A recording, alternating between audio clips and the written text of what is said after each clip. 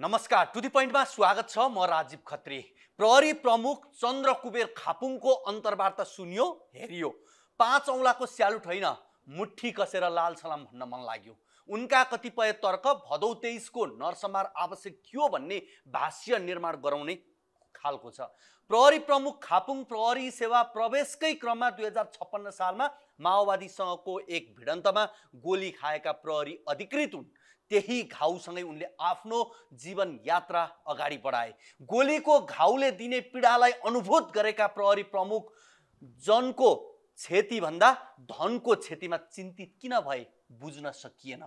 सिङ्गो नेपाल प्रहरीलाई आक्षेप लगाउनु गलत हुन्छ, तर प्रहरी प्रमुख आफैले आफ्नो टाउकोमा भारी उठाएपछि बोल्नै पर्ने भयो।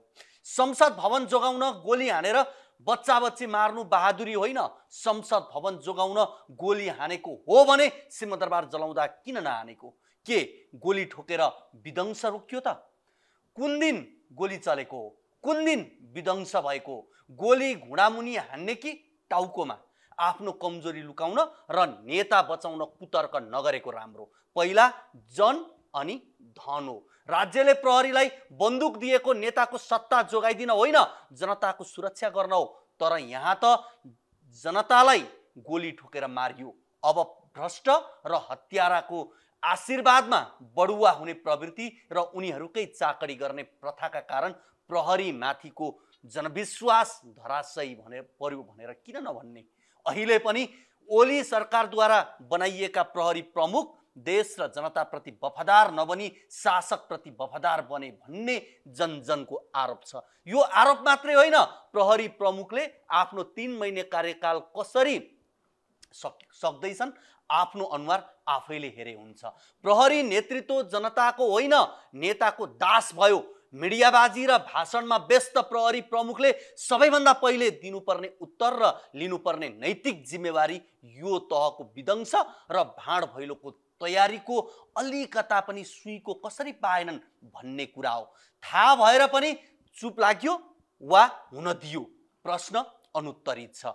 दलीय नेताको चाकडी र खुफिया दस्ता निकम्बा भन्दा प्रहरी संगठन र देशले नै ठुलो क्षति बेहोर्नु पर्यो।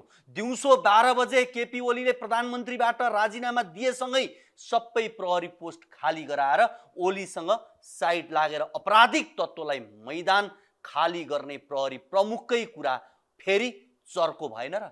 प्रहरीमाथि आक्रमण हुँदा पनि दोषी ठहर्याउने र छानबिनमा तान्ने प्रवृत्तिले संगठन कमजोर बनाउने जोखिम छ पनि भनेछन् प्रहरी प्रमुखले। पहिलो कुरा त छानबिन गैर जिम्मेवार प्रहरीलाई हो, सबै प्रहरीलाई होइन।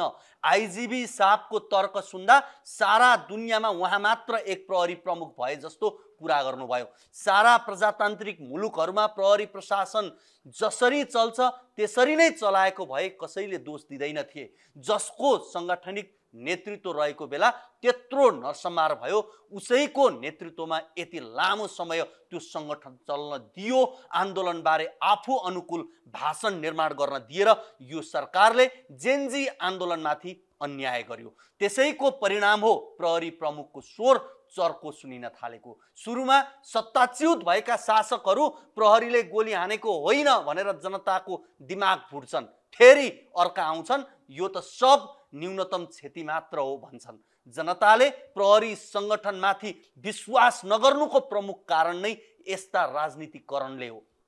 प्रहरी ओली र कार्यकर्ता संविधानभन्दा माथि होइनन्।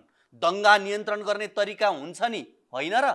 सिधै टाउकोमा, छातीमा र पेटमा गोली ठोक्ने कस्तो खालको नियन्त्रण हो? असली आतंकवाद ओली सरकारले देखाएको रवैया होइन र? अन्धाधुन्ध बालबच्चा मार्ने कुरालाई किन यति राजनीतिकरण? जनता जोगाउने सेना, नेता जोगाउने सेना, सेनाले नेता अनुकूल बोलेन तर प्रहरी प्रमुख बोल्दैछन्। त्यसैले झोलेहरू सेनाको विरोध र प्रहरी प्रमुखको पक्ष पोषण गर्दैछन्। झोलेहरू मान्छे त के जनवार बन्न पनि लायक रहेनन्। अब प्रहरीको नेतृत्व असफल भन्दा सेनाका नेतृत्वको सुरक्षा निकायको साथ थप बिग्रिन दिएन। कुरा यति हो। 23 गतेको घटनाले 24 भएको हो, तर 24 ले 23 होइन। जेनजीले भ्रष्टाचारको विरोध गर्यो तर ओली सरकारले ताकी ताकी गोली हान्न लगायो। भोलिपल्ट घुसपेट गराएर देशै जलाए। त्यो बेला प्रहरी नै निरीह बन्यो। प्रहरीलाई निरीह बनाउनुमा अहिलेका मुख्य दलको हात छ। कार्यकुशलता होइन, पार्टीको भक्त प्रहरी नेतृत्व बन्ने परिपाटी बन्यो, जसले गर्दा प्रहरीको साख कुब्यो। मान्छे मारेरै जनताको आक्रोश दबाउँछौँ, सत्ता टिकाउँछौँ भन्ने दम्भ अहङ्कारको परिणति भाद्र 23 को आम नरसंहार हो। हाम्रो राजनीति भन्दा बढी हाम्रा सुरक्षा संगठनमा सुधारको आवश्यकता छ। प्रहरी प्रमुखले बरु प्रहरीसँग स्रोत साधन र हतियार रहित प्रदर्शन नियन्त्रण गर्न तालिम अभावले असफल भएर दुर्घटना भयो भनेको भए बरु लजिक सुनिन्थ्यो। तर दुखद कुरा, एमालेका नेता कार्यकर्ता जे बोल्दैछन् उनले त्यही बोले। यसअघि 3 चैत्र 15 को 3 कुनै घटनाको छानबिन नहुनुले पनि प्रहरीमा दमन नै अन्तिम सत्य हो भन्ने भाष्य निर्माण गर्यो। प्रहरी जनताको साथी हो भन्ने यस्तो हरकत गर्ने साथी कसैलाई चाहिँदैन। कान जचाऊ, आँखा जचाऊ, सबै ठीक भए दिमाग जचाऊ। प्रहरी मेरो साथी, द्वन्द्व नछेडाऊ।